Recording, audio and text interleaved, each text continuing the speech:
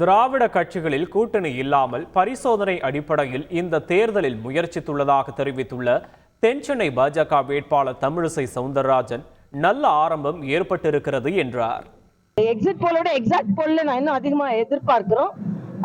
இப்ப கூட்டணி இல்லாம திராவிட கட்சியோட கூட்டணி இல்லாம நாங்க இந்த வாட்டி ஒரு பரிசோதனையின் அடிப்படையில் பணியாற்றியதே ஒரு பெரிய முயற்சி தான்.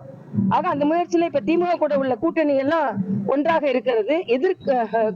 எதிர் வாக்குகள் பிரியும் பொழுது அவர்களுக்கு அது சாதகமா இருக்கிறது. திமுக சில இடங்கள் கிடைக்கிறது என்றால் அவங்களோட ஆட்சிக்காக கிடைக்கல, அவங்க வாக்குகள் சிதறாமல் இருப்பதனால் கிடைக்கிறது.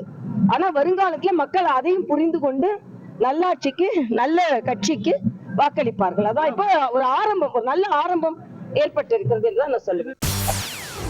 செய்திகளை உடனுக்குடன் தெரிந்து கொள்ள உடனே சப்ஸ்கிரைப் பண்ணுங்க.